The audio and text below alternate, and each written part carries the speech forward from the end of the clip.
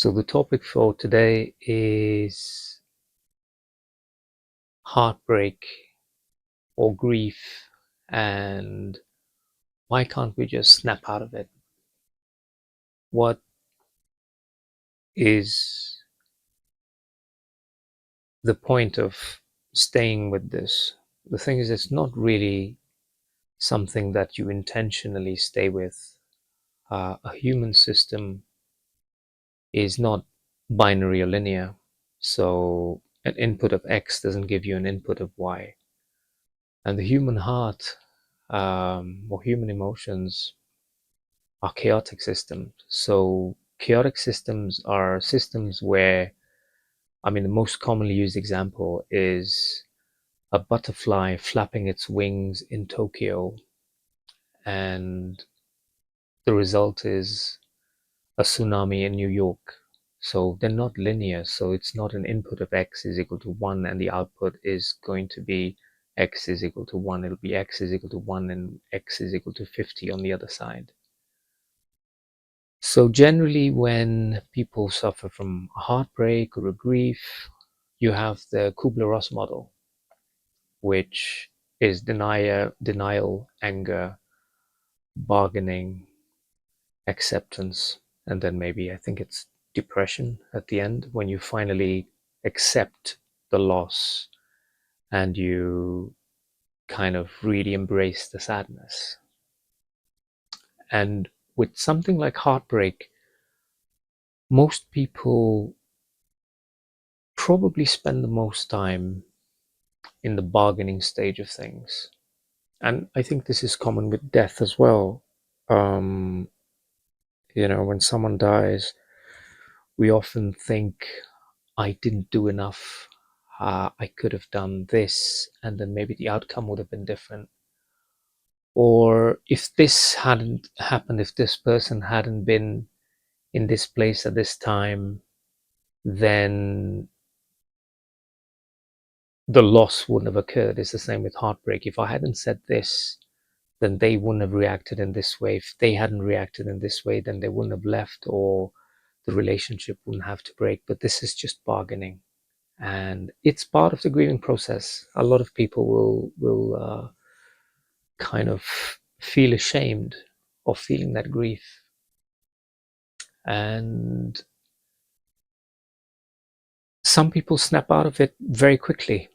You do notice some people who will jump into the next relationship as soon as one has ended, or they'll appear to feel very little remorse. But I think if you really get to the core of things, they aren't really processing things. They're sort of bypassing the emotions, because the image that they're trying to project is, I'm someone strong, I get over things. And maybe that was a strategy that worked for them in the past, where when something difficult came up, rather than sit and face it, they just moved to the next thing, or they distracted themselves, or they said, I'm strong, and I can. But I think the really strong thing with facing loss is going through the stages of grief. It's going through the denial, that this can't be true. Going through the anger, why did they do this, or why did this person die on me? Going through the bargaining, going through the acceptance, and then coming to the final stage of, just really sitting with the sadness, just really feeling the sadness. And quite often, in my experience, the people that have gone through the most grief and the people who've gone through the most suffering tend to be the most beautiful. And there's a caveat here. So you can either let the grief or the suffering really harden your heart, because what happens is every time that pain comes in, it's like you can either build a layer of shellac around it, and the layers get thicker and thicker and thicker until nothing gets in. and then you feel nothing.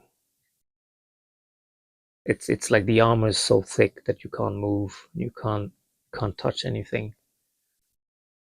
But if you can let the grief in, if you can really feel it, and you let it pass through, then you keep your softness and you keep your tenderness. It's like the uh, analogy that's used with the Japanese ceramic bowls that crack, and then they kind of build them, rebuild them, and they use molten gold to bring it together. So the crack in the ceramic is always still there. The bowl is whole, but it now has cracks. You can see the visible cracks, and you can see the gold which fills the cracks, and it makes the bowl even more beautiful than it was before when it was flawless. It's got depth, it's got character. So suffering or grief or heartbreak are not useless emotions or useless states that we need to bypass and we need to just get past. Even the Buddha said suffering or dukkha is one of the gateways to the deathless, you know. And in the Buddha story, the Buddha actually witnesses the beginning of the Buddha's awakening happens with this grief, you know. He comes across a sick man, he comes across an old man, he comes across a dying man, and then he finally sees a corpse, and he asks his attendant Ananda, he says, Ananda, does this happen to everyone?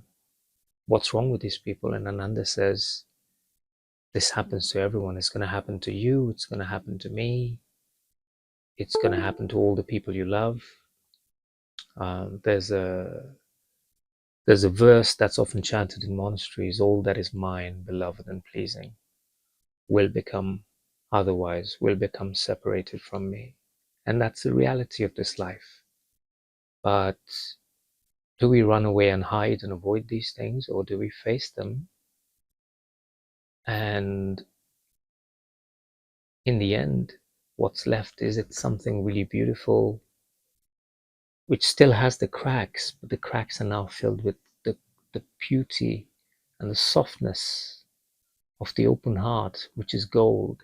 And when someone witnesses that beautiful object, though it may be cracked, though it may be damaged, but the beauty that it now has is greater than the beauty of a completely unmarked ceramic bowl. So no one's going to get out of this alive. None of us are leaving this realm alive, and none of us can escape suffering or heartbreak or grief. But we can actually use it to soften the heart, to become more compassionate, to become more loving to ourselves and to everyone around us.